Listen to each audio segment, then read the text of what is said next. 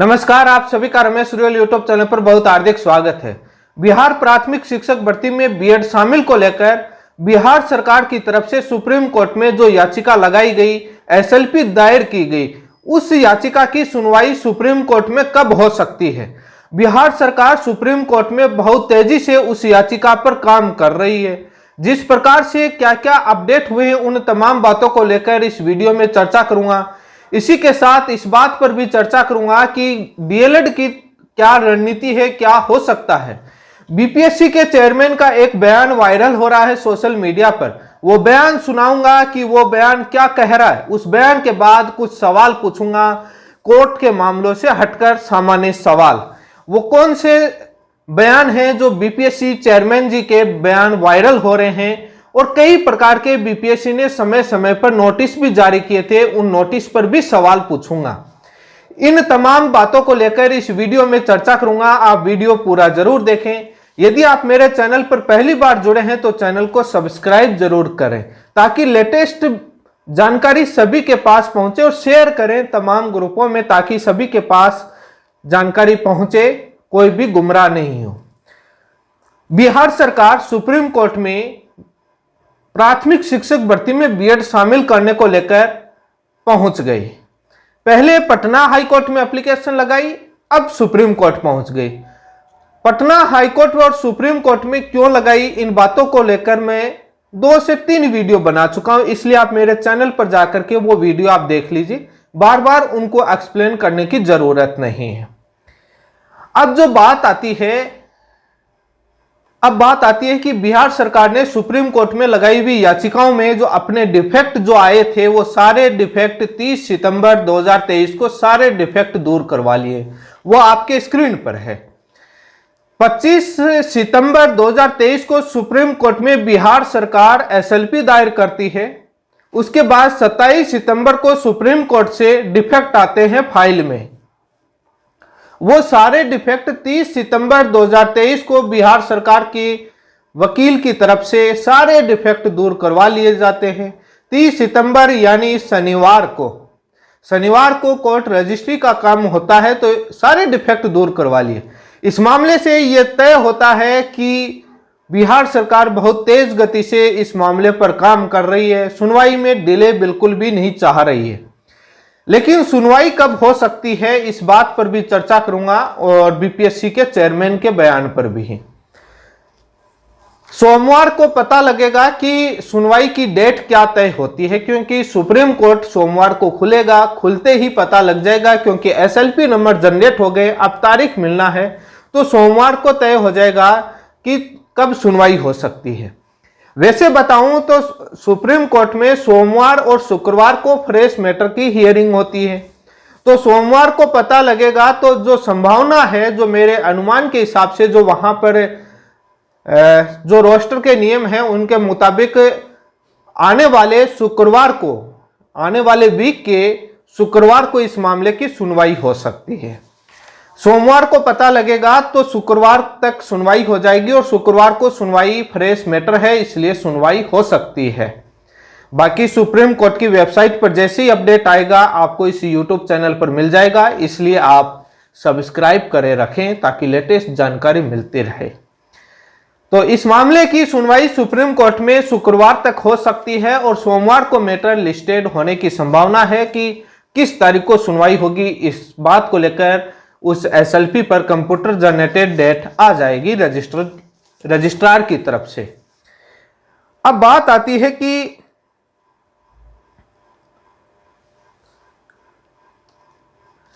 हमारी तरफ से, डीएलएड की तरफ से इस मामले पर पूरी नजर बनी हुई है। बिहार के डीएलएड साथी लगातार इस मामले पर मेहनत कर रहे हैं, लेकिन मैं इतना ही आपको आश्वस्त करना चाहूंगा, जो मेरे पास तमाम मैसेज और कमेंट आते हैं डीएलएड साथियों के कि सर आप हमारे मामले पर भी ध्यान दीजिए, बिहार के बीपीएससी भर्ती पर भी ध्यान दीजिए, क्योंकि उस बीपीएससी भर्ती में राजस्थान के डीएलएड साथियों ने भी कुछ ने पेपर दिया है, यूपी के साथियों ने भी पेपर दिया है, मध्य प्रदेश के भी दिया है। तो क्योंकि बड़ी भर्ती थी, तो बिहार के डीएलएड साथी भी काफी कह रहे हैं कि सर हमारी सहायता कीजिए। मैं आपकी हर प्रकार से सहायता करूंगा, और इस मामले पर मेरी नजर है, और इस मामले पर हमारी रणनीति जारी है बिहार के डीएलएड साथियों के साथ मिलकर। उनके लगातार हम संपर्क में हैं, उन हर प्रकार से हम इस मामले में नजर बनाए हुए हैं, हर प्रकार से हम इस मामले पर सहायता करेंगे। अब जो जो होगा उस प्रकार से करेंगे। हमारी रणनीति तैयार है, रणनीति हमारी गोपनीय रहती है, आज तक कभी पब्लिक में नहीं आई कि हम क्या करने वाले हैं। वो उसी दिन बताएंगे जिस दिन सुनवाई होगी, उस दिन सुबह 10 बजे आपको अपडेट दे दी जाएगी कि हमारी रणनीति क्या होने वाली है सुप्रीम कोर्ट में। उससे पहले हम किसी को नहीं बताएंगे, हमारी गोपनीय टीम का हिस्सा है, वो गोपनीय रहेगा। हमारी पॉलिसी मैटर है, वो हम क्या इस मामले में रणनीति डीएलएड की तरफ से क्या किया जाएगा। लेकिन इतना है कि पूरी तरीके से हर एंगल, हर पॉइंट, हर व्यू से हमारा इस मामले पर नजर है और हम साथ। बीएड वाले साथी परेशान नहीं हुए गलत कमेंट करके। मैं कोई जज नहीं हूं, मैं कोई फैसला सुनाने वाला नहीं हूं। हमारा हक और न्याय के साथ खड़ा रहना धर्म है, हम उसी के साथ हैं, क्योंकि डीएलएड के साथ ओनली एक प्राइमरी का हक है, उसके साथ मैं खड़ा रहूंगा। राजस्थान, जो कई लोग बोलते हैं कि अभी नया है, मेरे पुराने वीडियो देख लीजिए। राजस्थान हाई कोर्ट से मैं जुड़ा हुआ हूं और इस मुद्दे को लीड कर रहा हूं, इसलिए आप ज्ञान ना दें मेरे चैनल के नीचे, अच्छा रहेगा। अपने जो सवाल हैं जो मेरे से पूछते हैं वो बीएड वाले साथियों से पूछिए कि उन्होंने क्या किया है, वो क्या कर रहे हैं। हम हमारे सत्य के मार्ग पर चल रहे हैं, यहाँ ज्ञान ना दें, कृपया करके दूरी बनाए रखें। सूचना लेनी हो तो आपको सत्य सूचना जरूर मिलेगी, वो यहाँ पर दी जाएगी और तथ्यात्मक बातें दी जाएगी। उलूल फुलूल बातें इस चैनल पर नहीं होती हैं। यदि आपको भरोसा नहीं हो तो आप मेरे चैनल पर जाकर के पीछे के वीडियो देख सकते हैं। राजस्थान हाईकोर्ट से लेकर के 2021 से लेकर 2020 से लेकर आप वीडियो देख सकते हैं। खैर, इन बातों को छोड़िए, क्योंकि उनका मामला गड़बड़ हो रहा है तो वो तो कमेंट करेंगे, वो तो बोलेंगे। वो नहीं बोलेगा तो कौन बोलेंगे? डीएलएड वाले साथी तो पक्ष में, विपक्ष में तो वही बोलेंगे। लेकिन वाजिब सवाल पूछे, और जो सवाल पूछते हैं उन सभी सवालों के जवाब मैं दे चुका हूं। जो कई क्वालिटी मेरिट की बात करते हैं, क्यों ना प्राइमरी टीचर एग्जाम में, प्राथमिक शिक्षक भर्ती में टेक्निकल और मेडिकल वालों को शामिल कर लिया जाए। जब मार्क्स के बेस पर आप चयन की बात करते हैं कि इनके इतने कम मार्क्स, हमारे ज्यादा मार्क्स, आप एक बार शामिल कीजिए। मैं वैसे इन बातों के सवालों के जवाब कई बार दे चुका हूं। एक बार आप बीटेक, एमटेक, पीएचडी, एमबीबीएस वालों को शामिल करके देखिए, बीएससी नर्सिंग वालों को शामिल करके देखिए, मेडिकल और टेक्निकल वालों को, पता लग जाएगा कि कितनी मेरिट और आपका क्वालिटी है। वैसे आपने सीटेट का रिजल्ट देखा होगा। लेवल 2 पेपर 2 में कितने पास हुए, पेपर 1 में कितने पास हुए, वही पेपर पास नहीं हो पाया। कितने लोगों ने, बीएड वालों ने पास किया, पेपर 2 में कितना % रिजल्ट रहा। खैर, मैं इन बातों पर चर्चा करने से पहले इसलिए बोल रहा हूं, जब मार्क्स की बात करते हैं आप एसएससी और बैंक का इतिहास उठा करके देख लीजिए। पिछले कितने सालों में जो भर्ती हुई है उसमें कितने मेडिकल और टेक्निकल बैकग्राउंड से आने वाले कैंडिडेट का सिलेक्शन हुआ और आपके बीए और बीएससी डिग्री वालों का कितने लोगों का सिलेक्शन हुआ है। एग्जाम पास करना अलग तरीका है, तो इससे अच्छा है तो आप ये भी डिमांड उठा लीजिए कि बीटेक और जो एमटेक और पीएचडी और मेडिकल, एमबीबीएस और बीएससी नर्सिंग वालों को शामिल कर लीजिए। परीक्षा वो भी पास करके और मार्क्स ला करके दिखा दीजिए, उनको भी शामिल करने की मांग कीजिए जब आप मार्क्स के बेसिस पर आप डिमांड उठाते हैं। लेकिन ये एक अनगल बातें होती हैं, अनगल सवाल होते हैं। इन बातों का कानूनी और तथ्यात्मक रूप से नहीं है जवाब।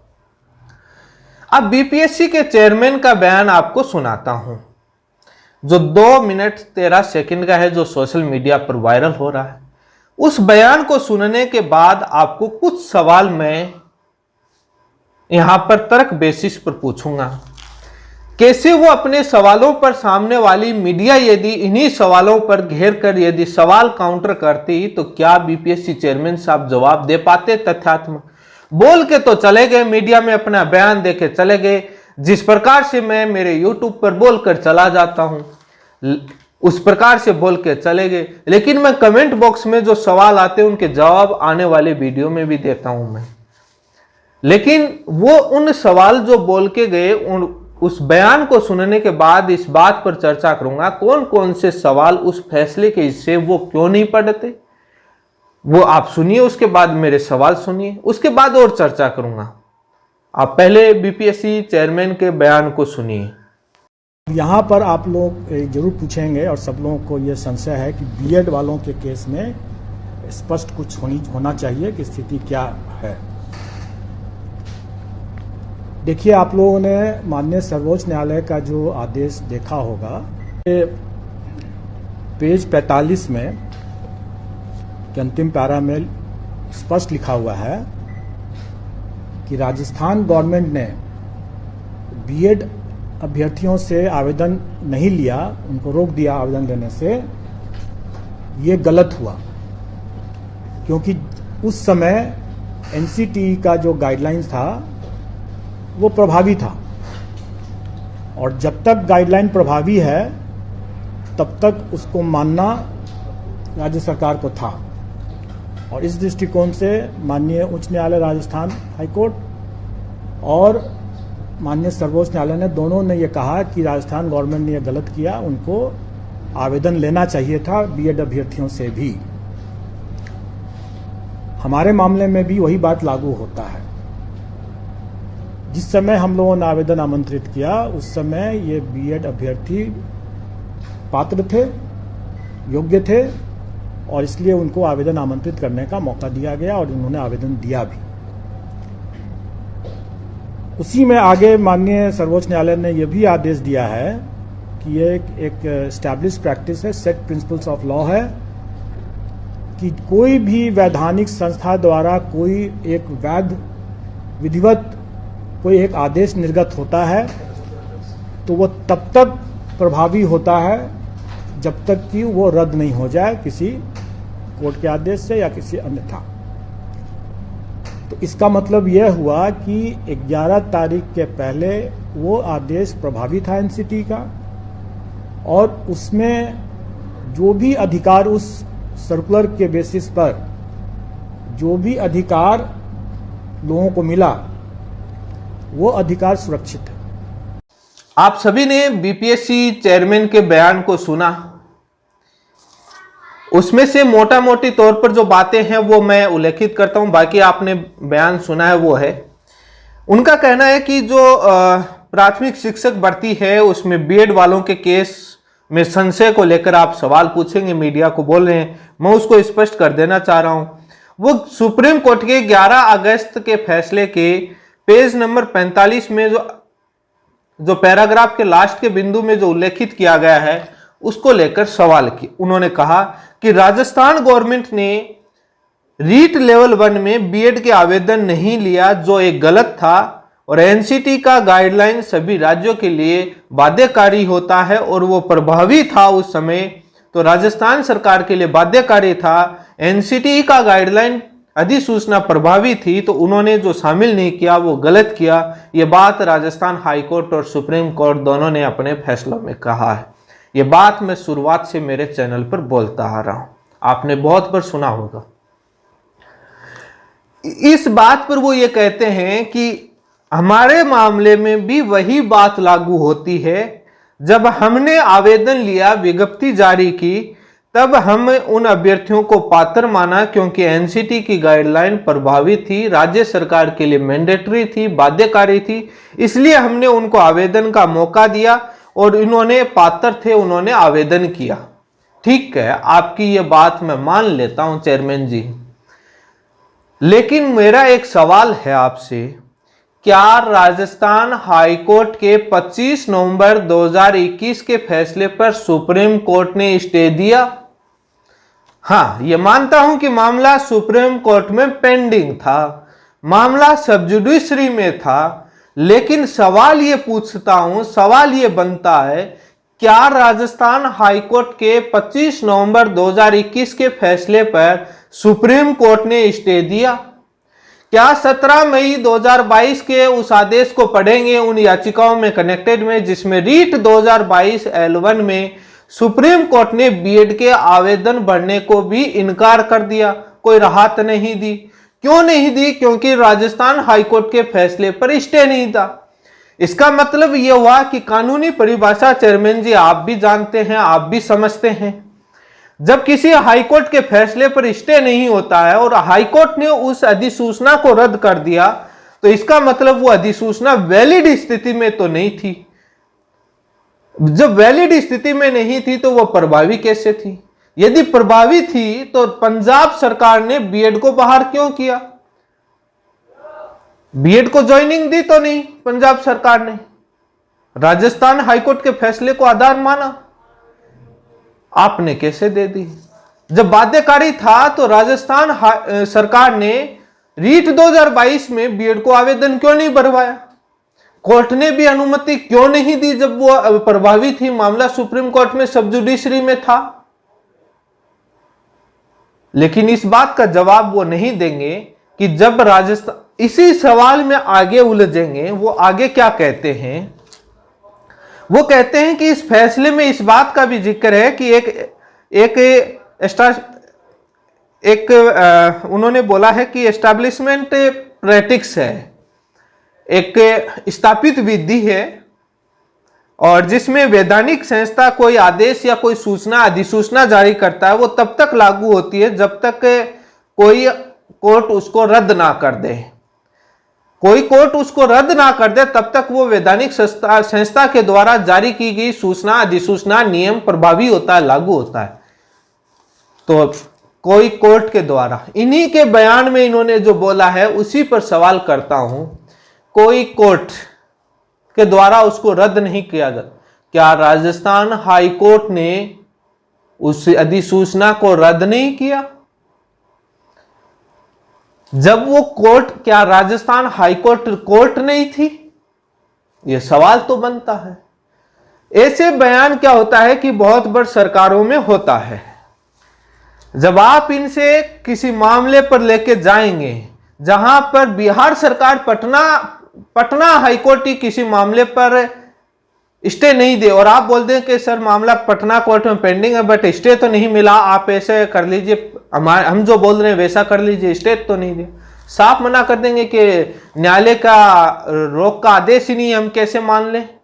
अब मामला न्यायालय में चल रहे हैं, उस आदेश की पालना कर लेंगे, बट रोक का आदेश नहीं, हम कैसे मान लें? ये बात ये स्वयं बोल देंगे किसी मामले में, और बोली होगी, इतिहास उठा करके देख लीजिए किसी भी सरकार का, किसी भी मामले में लेकर के, किसी भी राज्य का। लेकिन यहां पर नहीं। क्या राजस्थान हाईकोर्ट के फैसले पर स्टे था? क्या राजस्थान हाईकोर्ट कोर्ट नहीं था? अपने ही बयान में ये जो बोल रहे हैं कि जब तक प्रभावी होता है वैधानिक संस्था का आदेश, जब तक किसी कोर्ट के द्वारा रद्द नहीं किया जाता, तो क्या राजस्थान हाईकोर्ट ने उस मामले को रद्द नहीं किया? क्या वो कोर्ट नहीं थी? और जब मामला सुप्रीम कोर्ट में चला गया, यह भी तो देख लेते क्या सुप्रीम कोर्ट ने उस मामले पर स्टे दिया है? स्टे नहीं दिया तो इसका मतलब राजस्थान हाईकोर्ट का जजमेंट अमल है। सवाल दूसरे भी खड़े होते हैं चेयरमैन साहब। डीएलएड, बिहार के डीएलएड साथियों ने बिहार सरकार, एजुकेशन डिपार्टमेंट और बीपीएससी में जब यह विज्ञापन जारी हुआ था, तमाम ज्ञापन दिए थे आपको कि मामला सुप्रीम कोर्ट में पेंडिंग है और बिहार डीएलएड कैंडिडेट की तरफ से भी याचिकाएं लगाई गई हैं, इसलिए सुप्रीम कोर्ट के फैसले के अधीन आप अपनी भर्ती रखिए, वो लागू कीजिए। क्या आपने विज्ञापन में मेंशन करके ये किया काम? क्या आपने उस विज्ञापन पर कोई निर्णय लिया? बिहार सरकार, एजुकेशन डिपार्टमेंट, बीपीएससी, किसी ने भी क्यों नहीं लिया? अब बात आती है, जब वो 11 अगस्त 2023 के फैसले को पढ़ते हैं, क्या वो 22 सितंबर 2023 को जो क्लेरिफिकेशन की याचिका पर जो सुप्रीम कोर्ट के रजिस्ट्रार साहब ने जो फैसला दिया उसको पढ़ेंगे? जो वेस्ट बंगाल के कैंडिडेट की प्रेयर थी, उस प्रेयर को पढ़ेंगे? क्या प्रेयर थी? और उसके बाद उस याचिका को डिसमिस कर दिया गया, जो कई बोल रहे हैं डिसमिस किया हुआ है, उसमें आप पैराग्राफ उस फैसले के लास्ट 2 पेजों में पढ़ेंगे, लिखा हुआ है डिसमिस का। क्या वो पढ़ेंगे? क्या वो 11 अगस्त 2023 के फैसले के पैराग्राफ नंबर 5 में बिहार के डीएलएड कैंडिडेट की तरफ से 137/2022 याचिका जो लगाई गई रिट पिटीशन सिविल, उसका जिक्र करेंगे, कहेंगे कि भाई बिहार की तरफ से भी इस एनसीटी के गजट नोटिफिकेशन को रद्द करने के लिए याचिका लगी थी और इसके लिए हमारे को नोटिस भी जारी हुआ था। बिहार सरकार से पूछेंगे कि क्या सुप्रीम कोर्ट से आपको इस मामले में 137/2022 में आपके पास नोटिस आया, आपने जवाब दिया। उस पैराग्राफ को क्यों नहीं पढ़ते, उस पैराग्राफ को क्यों नहीं पढ़ते कि उसमें साफ लिखा हुआ है एनसीटी के गजट नोटिफिकेशन, बिहार सरकार के नोटिफिकेशन चैलेंज किए। फैसला तो पढ़ते हैं लेकिन पैराग्राफ नंबर 5 नहीं पढ़ते, उसके अंदर जो बिहार की तरफ से लगे हुए, और जो नोटिस जारी किया उस याचिका के बारे में अध्ययन नहीं करते। यह शुरुआत से पता लग रहा था बिहार सरकार का, बीपीएससी का, तमाम का, कि ये एक तरफा पक्ष ले रहे हैं। जब 11 अगस्त को फैसला आया था तब बिहार के डीएलएड साथियों ने कहा था कि एग्जाम को आगे सरकाइए या बीएड को बाहर कीजिए। तब एक नोटिस जारी करते हैं कि हम एनसीटी के निर्णय को मानेंगे, जो उनका अंतिम निर्णय होगा उनसे हम उस निर्णय को मानेंगे। एनसीटी ने भी सभी राज्यों को पत्र लिख दिया। अब उसको मानने में आपको क्या फर्ज है, क्या परहेज है, क्यों नहीं मान रहे? ये सवाल तो बनते हैं जब आपने नोटिस जारी किया कि हम उसको मानेंगे। अब जब सवाल आता है कि 11 अगस्त से हमारा विज्ञापन पहले का जारी था, आपको ज्ञापन दिया गया, पटना हाईकोर्ट में यह भी पता कर लेते कि छठे चरण की भर्ती में यह नोटिफिकेशन रद्द था, भर्ती सब्जेक्ट टू आउटकम थी, सरकार को पूरी प्रक्रिया मालूम थी, नोटिस जारी हुए थे, 11 अगस्त वाले फैसले में याचिका लगी हुई थी, आप गए नहीं। अब 11 अगस्त से कैसे लागू होगा? आपकी एग्जाम से पहले आ चुका था और आप जिस अधिसूचना के बेसिस पर बिहार सरकार के सर्विस रूल बनाए हुए हैं, जब वो अधिसूचना ही रद्द हो गई तो आप कैसे नियुक्ति दे सकते हैं अवैध तरीके से? जब किसी बिल्डिंग की नींव ही खत्म हो जाए तो बिल्डिंग कहां खड़ी रह सकती है? गिरेगी। अधिसूचना बेस था, एनसीटी ने पत्र, आपने तो एनसीटी से राय नहीं मांगी, बट हमारी कोशिश थी, हम तो उनको ज्ञापन देकर के उनसे सभी राज्यों को सूचित करने के लिए कहा। अब सूचित कर दिया, अब उसको भी नहीं मान रहे। बड़ी हैरानी की बात है। अब बोल रहे हम कोर्ट जाएंगे। आइए कोर्ट में, सुप्रीम कोर्ट में डीएलएड साथी भी मैदान में तैयार हैं, क्लेरिफाई करवा देंगे। पटना हाई कोर्ट का फैसला भी नहीं मानने को तैयार है। नहीं नहीं नहीं नहीं, वो फैसला स्वीकार नहीं है, हम तो बीएड को शामिल करेंगे। बताया जा रहा है कि बिहार के या किसी भी राज्य के एक बीजेपी नेता की बहुत सारी बीएड कॉलेज है, उन पर ताला लग जाएगा बाद में, उनका डर है उनके मन। कैसे लग जाएगा? 6 से 12 में आप टीचर बनने के लिए योग्य है ना। लेकिन बिहार सरकार, बीपीएससी चेयरमैन की जो मंशा है वो सबके सामने आ चुकी है कि वो बीएड को हर प्रकार से, हर तरीके से शामिल करना चाहते हैं। प्रतिवेदन दोनों तरफ से दिया जाता है, डीएलएड और बीएड। कोर्ट का फैसला नहीं मानकर और अपने हट धर्मिता के साथ बीएड के साथ चलना, ये डीएलएड साथियों के साथ कुठार गाता है। वैसे मैंने जो सवाल खड़े किए ये सवाल वाजिब हैं, जो बीपीएससी के चेयरमैन ने जो सवाल किए, ये मैंने सारे सवाल कोर्ट से, सुप्रीम कोर्ट में लगी हुई याचिकाओं से हटकर किए हैं, जो पेंडिंग है, जो डिस्पोज हुई है, उन याचिकाओं पर सारे जो तथ्य रखे हुए उन पर सवाल तो बनता है पूछना। जून 2023 में ही सुप्रीम कोर्ट में धनंजय ने, कुमार के डीएलएड साथी ने सुप्रीम कोर्ट में याचिका लगा दी थी, जिसका फैसला सुप्रीम कोर्ट के 3 जजों की बेंच ने दिया था और उसे बीएड को बाहर करने का जून में लगा दिया था। आपकी परीक्षा तो अब जाकर के हुई है। लेकिन उस बात को नहीं माने।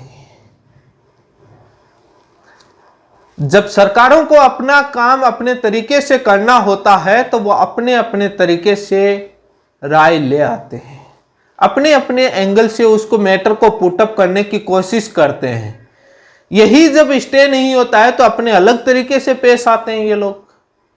जो स्टैंड रवैया जो इनका होता है उसी पर रहते हैं। लेकिन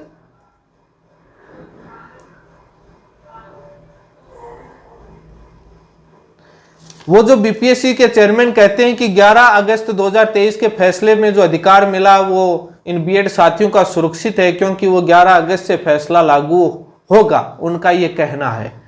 लेकिन पैराग्राफ नंबर 5 नहीं दिखता, उस याचिका पर नोटिस जारी हुए नहीं दिखते, पटना हाईकोर्ट में केस लगे हुए नहीं दिखते, राजस्थान हाईकोर्ट के फैसले पर स्टे नहीं था वो नहीं दिखता, डीएलएड साथियों ने जो ज्ञापन दिया था, सब्जेक्ट को आउटकम रखने का कहा था, वो उस पर नहीं दिखता, कोई निर्णय नहीं लिया, लेकिन कुछ भी नहीं दिखता था इनको। तब तो हठधर्मिता में थी, कुछ भी स्वीकार करने को योग्य नहीं थे। लेकिन हमारी नजर बनी हुई है, सुप्रीम कोर्ट में डीएलएड साथियों के साथ मिले हुए हैं और पूरी मजबूती से इस मामले में बिहार सरकार की याचिका खारिज करवाएंगे। फैसला पहले से लागू रहेगा और बीएड बहाल होगा, ये पूरी तमाम कोशिश की जाए। मैं फैसला नहीं सुनाता, फैसला सुप्रीम कोर्ट तय करे। हम हमारा पक्ष रखेंगे मजबूती से, इस इरादे के साथ, इस उद्देश्य के साथ, भले ही कुछ भी करना पड़े, तमाम इंतजाम करके हमको इस मामले पर मेहनत करके हम ये इस प्रकार से करवाने की हमारी दलीलें रहेंगी। इसी के साथ आप सभी का बहुत बहुत धन्यवाद।